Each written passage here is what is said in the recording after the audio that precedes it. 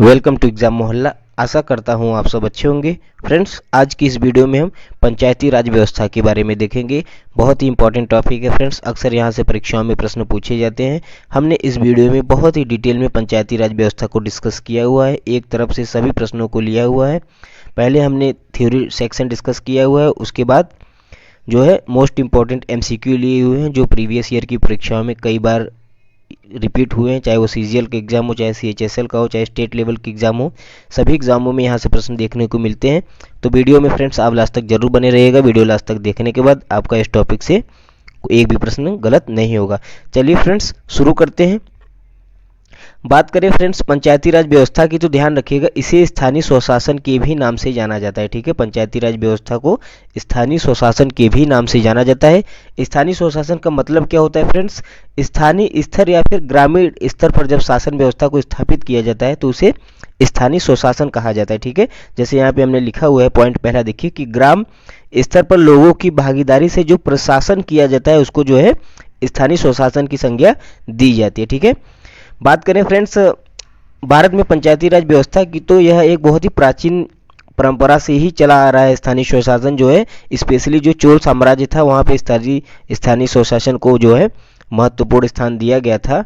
और जब हमारा फ्रेंड्स संविधान बन रहा था उसमें जो है स्थानीय स्वशासन के लिए बहुत सारी जो है मतभेद उत्पन्न हुए। जैसे कि गांधी जी जो थे वह स्थानीय स्वशासन के कट्टर समर्थक थे।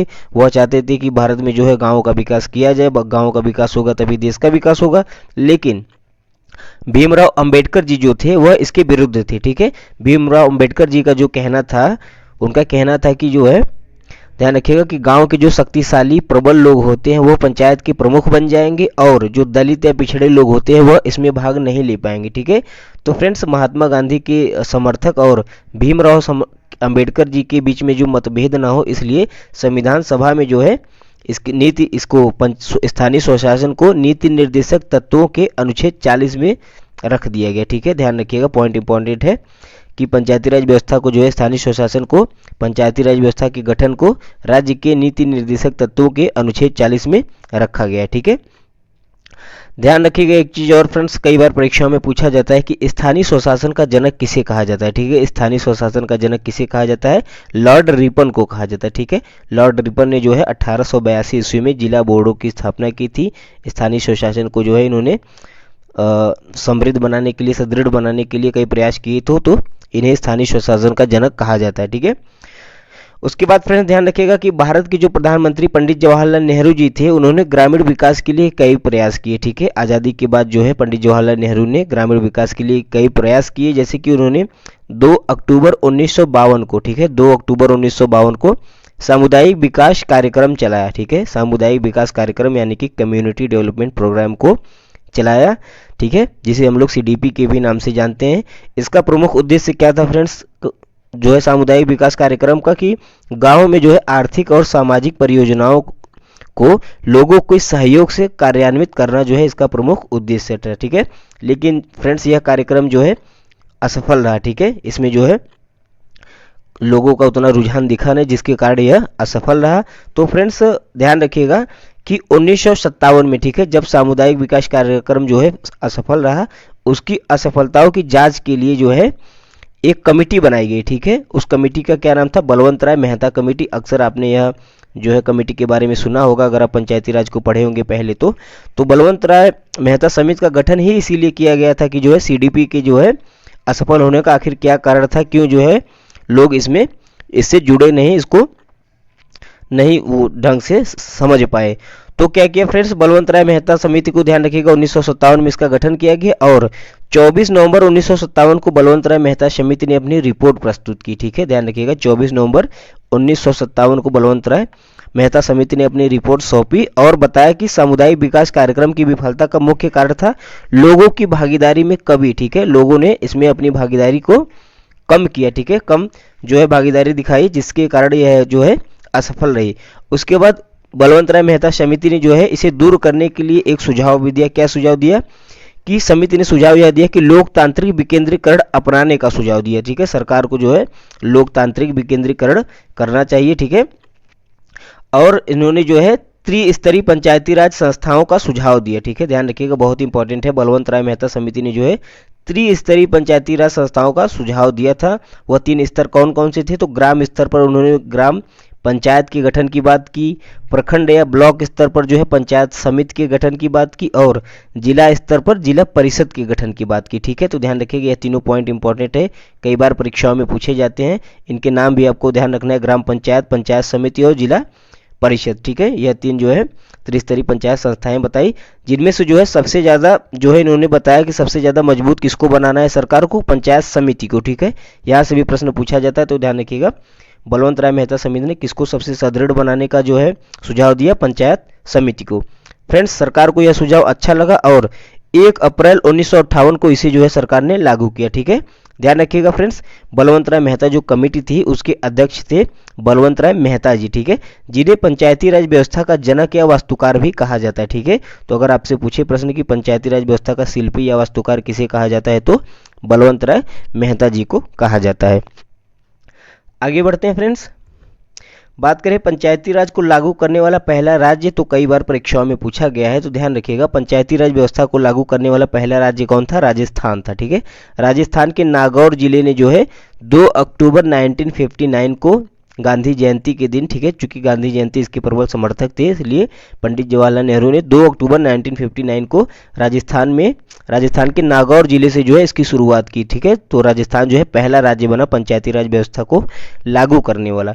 उसके बाद दूसरा राज्य भी पूछा जाता है परीक्षाओं में, तो यहाँ पे हमने बता दिया है कि दूसरा राज्य कौन बना? आंध्र प्रदेश। ठीक है, आंध्र प्रदेश ने 1 नवंबर 1959 को यह योजना राज्य में लागू की थी। ठीक है, तो ध्यान रखिएगा पहला राज्य जो था राजस्थान था, दूसरा था आंध्र प्रदेश।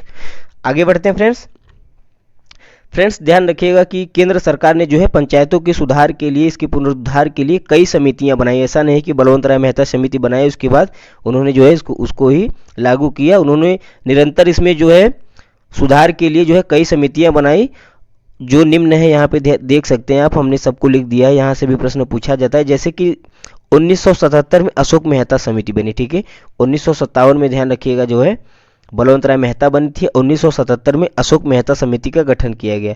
अशोक मेहता समिति से एक प्रश्न पूछा जाता है कि इसने जो सुझाव दिया था उसमें 2 स्तरीय पंचायती राज व्यवस्था को अपनाने का सुझाव दिया था। ठीक है, जैसे बलवंत राय मेहता ने त्रिस्तरीय दिया था, लेकिन अशोक मेहता ने जो है 2 स्तरीय दिया था। तो ठीक है, इस चीज को आप ध्यान रखिएगा। उसके बाद जीवीके राव समिति बनती है, जिसका गठन किया गया था 1985 में। सन ध्यान रखिएगा, कभी कभी पूछ लिया जाता है अगर लेखपाल वगैरह का या फिर वीडियो वगैरह का एग्जाम होता है, तो यहाँ से प्रश्न डिटेल में थोड़ा पूछा जाता है, तो ध्यान रखिएगा। उसके बाद LM सिंघवी समिति। ठीक है, LM सिंघवी समिति का गठन कब किया गया? 1986 में किया गया फ्रेंड्स। ठीक है, इसको ध्यान रखिएगा। उसके बाद PK थुंगन समिति का भी गठन किया गया था 1989 में। तो लगभग इतनी प्रमुख समितियां थी जिनका गठन किया गया था, इनको आप ध्यान रखिएगा। आगे बढ़ते हैं फ्रेंड्स, बात करते हैं फ्रेंड्स कि अभी तक जो है संवैधानिक दर्जा जो है पंचायती राज व्यवस्था को नहीं दिया गया था। ठीक है, संविधान में जो है नीति निर्देशक तत्वों में इसको रखा जरूर गया था इसके गठन को, लेकिन इसको संवैधानिक दर्जा प्रॉपर नहीं दिया गया था। तो ध्यान रखिएगा संवैधानिक दर्जा दिलाने का प्रथम प्रयास किसने किया था? राजीव गांधी सरकार ने किया। ठीक है, राजीव गांधी की सरकार थी जिन्होंने 64वां संविधान संशोधन विधेयक, ठीक है, संविधान संशोधन विधेयक जो है 1989 में जो है संसद के समक्ष रखा। लेकिन ध्यान रखिएगा फ्रेंड्स कि यह जो है पारित नहीं हो सका। ठीक है, यह लोकसभा में तो पारित हो गया था 64वां संविधान संशोधन विधेयक, लेकिन राज्यसभा में जो है पारित नहीं हो सका था, जिसके कारण यह प्रस्ताव गिर गया था। ठीक है, उसके बाद 1989 के बाद 1992 आता है, जिसमें जो है भारत के प्रधानमंत्री उस समय रहते हैं PV नरसिम्हा राव। ठीक है, PV नरसिम्हा राव जी की सरकार रहती है। उस समय जो है 73वां संविधान संशोधन विधेयक 1992 में जो कि रखा जाता है संसद के पटल पर। ठीक है, जिसे जो है फ्रेंड्स ध्यान रखिएगा 22 दिसंबर 1992 को, ठीक है, यह डेट इंपॉर्टेंट है, 22 दिसंबर 1992 को लोकसभा से पारित किया जाता है और 23 दिसंबर 1992 को कहां से पारित किया जाता है? राज्यसभा से। ठीक है, इस प्रकार जो है यह विधेयक लोकसभा और राज्यसभा दोनों जगह से पारित होने के बाद 20 अप्रैल 1993 को, ठीक है, 1993 में राष्ट्रपति के हस्ताक्षर इस पे होते हैं, ध्यान रखिएगा, 1993 में राष्ट्रपति इस पे हस्ताक्षर करते हैं और 24 अप्रैल को यानी कि 4 दिन बाद जो है पंचायती राज व्यवस्था को संपूर्ण देश में लागू कर दिया जाता है। वेरी वेरी इंपॉर्टेंट पॉइंट है, ध्यान रखिएगा। पंचायती राज व्यवस्था को देश में कब लागू किया जाता है? 24 अप्रैल 1993 को। ठीक है फ्रेंड्स, 24 अप्रैल को चूंकि इसको लागू किया जाता है, इसलिए 24 अप्रैल को जो है पंचायती राज दिवस के रूप में मनाया जाता है प्रतिवर्ष। इसको भी ध्यान रखिएगा, पंचायती राज दिवस कब मनाया जाता है? 24 अप्रैल को मनाया जाता है। आगे बढ़ते हैं, फ्रेंड्स 73वें संविधान संशोधन की कुछ विशेषताएं देख लेते हैं, क्या क्या प्रमुख विशेषताएं जो है पंचायती राज के थ्रू जो है संविधान में जोड़ी गई। तो ध्यान रखिएगा, सबसे पहले तो ध्यान रखिएगा भाग जो है संविधान में जो है भाग 9 में जो है पंचायती राज को जोड़ा गया। ठीक है, संविधान के भाग 9 में अनुच्छेद 243 ए से लेकर के 243 ओ तक पंचायती राज के सभी प्रावधान जो है संविधान में जोड़े गए।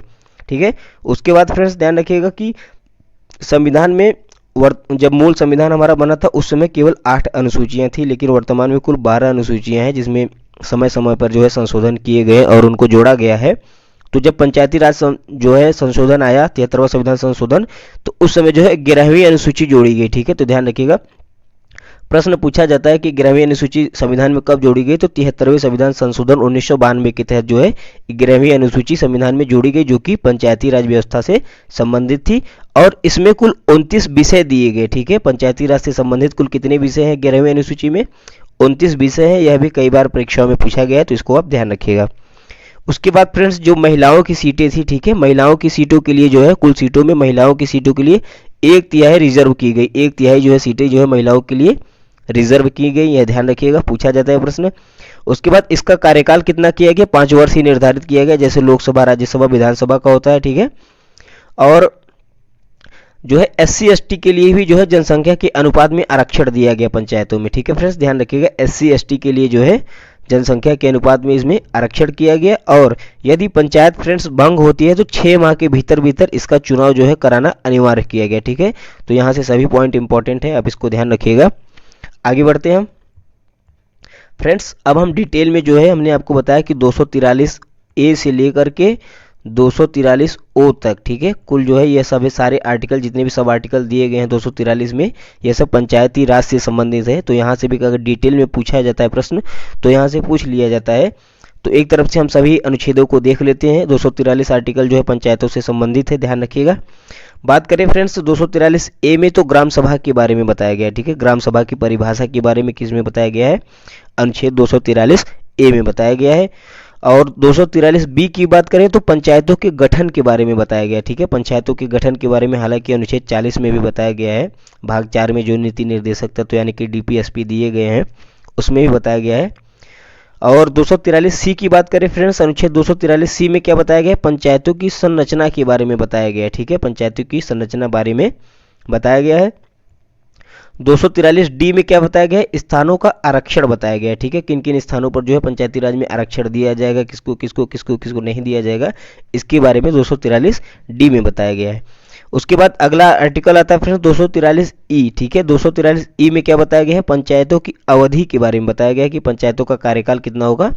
5 वर्ष का होगा। यह किस में बताया गया है? 243 ई में बताया गया है। ठीक है, उसके बाद फ्रेंड्स 243 एफ की बात करें तो 243 एफ में बताया गया है सदस्यों की जो है निर्हरताएं के बारे में बताया गया है कि सदस्यों की जो है क्या क्या आवश्यक चीज़ें होंगी, क्या क्या जो है रिक्वायरमेंट होगी सदस्यता के लिए, जो है पंचायत का सदस्य बनने के लिए, इसको 243 एफ में बताया गया है। 243 जी की बात करें तो फ्रेंड्स 243 जो में पंचायतों की शक्तियों के बारे में बताया गया है। ठीक है, पंचायत की क्या क्या शक्तियाँ होंगी, उनके क्या क्या उत्तरदायित्व होंगे। ओके फ्रेंड्स, आई होप आपको समझ में आया होगा। आगे बढ़ते हैं, आगे देखते हैं फ्रेंड 243 एच की बात करते हो तो इसमें पंचायतों द्वारा जो है कर अधिरोपित जो किया जाता है, जो टैक्स लगाए जाते हैं पंचायतों के द्वारा, उसका डिटेल में किस में बताया गया है?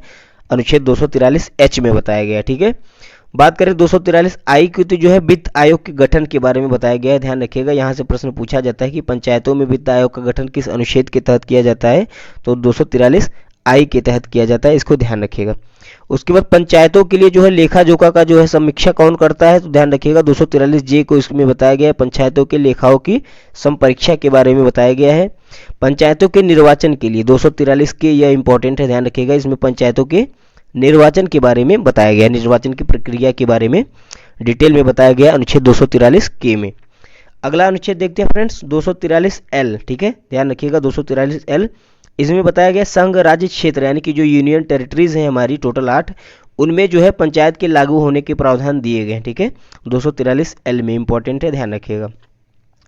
अगला है 243 एम। 243 एम में बताया गया इस भाग में कतिपय क्षेत्रों का लागू न होना। ठीक है, किस पार्ट, किस भाग में जो है भारत के क्षेत्रों में, किस क्षेत्र में पंचायती राज को लागू न किया जाए, किसमें न, जो ऐसे कुछ क्षेत्र हैं वहाँ पे इसके बारे में बताया गया 243M में। ठीक है, 243N में बताया गया है कि पंचायतों का बने रहना। ठीक है, पंचायतों का बने रहना के बारे में बताया गया है 243N में। 243O इंपॉर्टेंट है, ध्यान रखिएगा, जितने भी निर्वाचन संबंधी मामले हैं वो उसमें न्यायालय जो है हस्तक्षेप नहीं करेगी, इसके बारे में प्रावधान दिया गया 243O में। ओके फ्रेंड्स, चलिए फ्रेंड्स, अब सभी हम इंपॉर्टेंट MCQ डिस्कस करते हैं। इंपॉर्टेंट है, ध्यान रखिएगा, अगर आपने वीडियो को ध्यान से देखा होगा थ्योरी सेक्शन, तो यहाँ से आप सारे ऑब्जेक्टिव क्वेश्चन अच्छे से कर ले जाएंगे। पहला प्रश्न देखते हैं, संविधान के किस भाग में ग्राम पंचायतों की स्थापना के बारे में बताया गया है। ठीक है, हमने आपको स्टार्टिंग में फ्रेंड्स बताया था कि जो है गांधी जी और BR अम्बेडकर के समर्थकों के बीच जो मतभेद होता है, उसलिए संविधान सभा जो है भाग 4 में क्या दिया गया है, DPSP के बारे में बताया गया है, नीति निर्देशक तत्वों के बारे में। इसमें जो है अनुच्छेद 40 में, ठीक है, भाग 4 के अनुच्छेद 40 में जो है पंचायतों के गठन के बारे में बताया गया है। ठीक है, तो संविधान में किस भाग में पंचायतों की स्थापना के बारे में बताया गया है, भाग 4 में बताया गया है। ठीक है, आगे बढ़ते हैं। संविधान की 11वीं अनुसूची में निम्नलिखित में से क्या सम्मिलित है। संविधान की 11वीं अनुसूची जो कि 73वां संविधान संशोधन के तहत जोड़ी गई थी 1992 में, ध्यान रखिएगा। ठीक है, जिसमें कुल पंचायतों से संबंधित 29 विषय दिए गए हैं। तो किसके बारे में बताया गया है, पंचायतों के कार्यक्रम के बारे में बताया गया है। ठीक है, 11वीं अनुसूची किससे संबंधित है, पंचायतों के कार्यक्रम से संबंधित है। अगला प्रश्न देखते हैं, संविधान 73वें संविधान संशोधन द्वारा 11वीं अनुसूची में पंचायती राज संस्थाओं के कितने कार्य सौंपे गए हैं। अभी अभी हमने बताया, ठीक है, कितने कार्य कुल जो है पंचायती राज संस्थाओं को जो है सौंपे गए हैं 11वीं अनुसूची में, 29 विषय। ठीक है, 29 विषय 29 कार्य टोटल सौंपे गए हैं। आगे बढ़ते हैं, 73वें संविधान संशोधन के अनुसार पंचायती राज संस्थाओं में अध्यक्ष के कम से कम कितने पद महिलाओं के लिए आरक्षित किए जाएंगे। तो टोटल कितनी सीटें जो है महिलाओं के लिए आरक्षित की जाएंगी फ्रेंड्स, जो है 1/3। ठीक है, ऑप्शन ए आपका करेक्ट आंसर हो जाएगा। इंपॉर्टेंट है, ध्यान रखिएगा, कई बार यह प्रश्न पूछा गया है। ठीक है, तो पंचायती राज में जो है महिलाओं के लिए कितनी सीटें आरक्षित की गई हैं, 1/3 सीटें। आगे बढ़ते हैं, भारत में किसके चुनाव में आरक्षित स्थानों की चक्रानुक्रम से भरे जाने का प्रावधान किया गया है। वेरी वेरी इंपॉर्टेंट प्रश्न है फ्रेंड्स, यह तो कई बार पूछा गया, ध्यान रखिएगा फ्रेंड्स।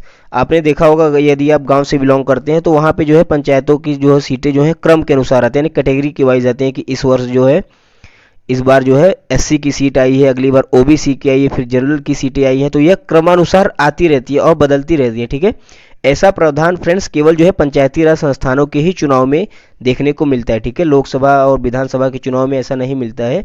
ऐसी जो है प्रक्रिया केवल पंचायती राज चुनाव में ही दी गई है, ताकि जो दलित वर्ग या पिछड़े वर्ग है उनको भी पंचायत का प्रमुख बनने का मौका मिले। ठीक है, तो इसको आप ध्यान रखिएगा, यह प्रावधान किसमें दिया गया है, पंचायती राज संस्थाओं में।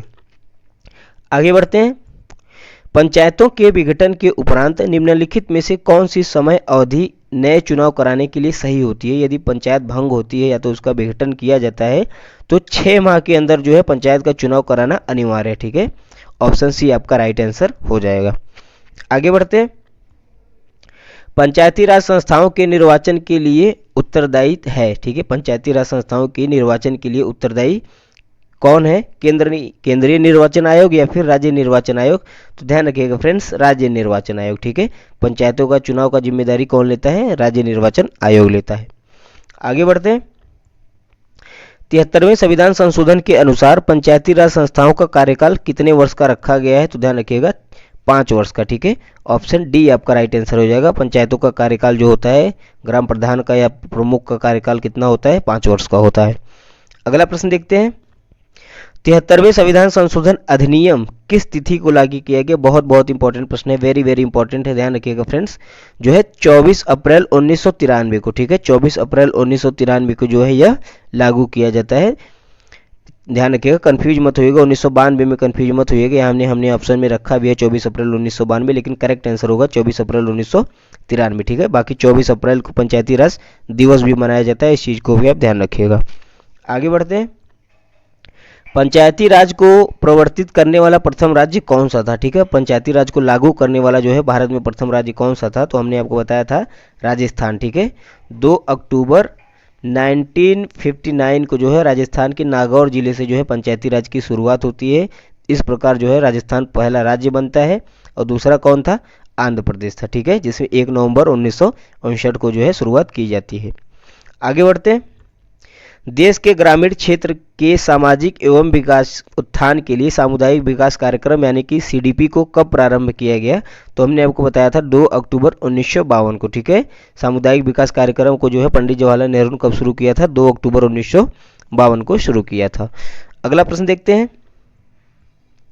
बलवंत राय मेहता समिति ने किसको अधिक शक्तिशाली बनाने का सुझाव दिया? हमने आपको बताया था फ्रेंड्स, जब त्रिस्तरीय के बारे में बताया था, तो बलवंत राय मेहता समिति ने किसको जो है सबसे शक्तिशाली बनाने का सुझाव दिया था?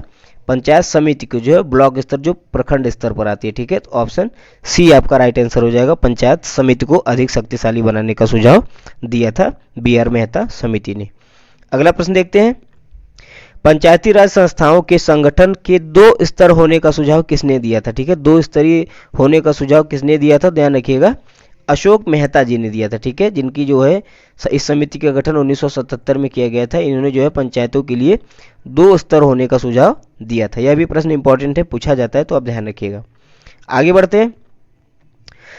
भारत के पंचायती राज व्यवस्था का वास्तुकार या शिल्पी किसे कहा जाता है? ठीक है, चूंकि फ्रेंड्स जो है बलवंत राय मेहता समिति जो कमेटी बनी थी उसके जो है अध्यक्ष BR मेहता जी थे, तो इन्हें जो है पंचायती राज व्यवस्था का शिल्पी कहा जाता है, यानी कि वास्तुकार कहा जाता है, ठीक है। इंपॉर्टेंट है, यह भी पूछा गया है परीक्षाओं में, ध्यान रखिएगा। अगला प्रश्न देखते हैं। भारत में स्थानीय स्वशासन का जनक किसे कहा जाता है? ठीक है, इजी प्रश्न है, इसका आंसर आप लोग कमेंट बॉक्स में हमें जरूर बताइएगा, ठीक है। वीडियो में हमने ऑलरेडी इसका आंसर बता दिया है, अगर आपने ध्यान से देखा होगा तो आप इसको जरूर कमेंट करके बताएंगे।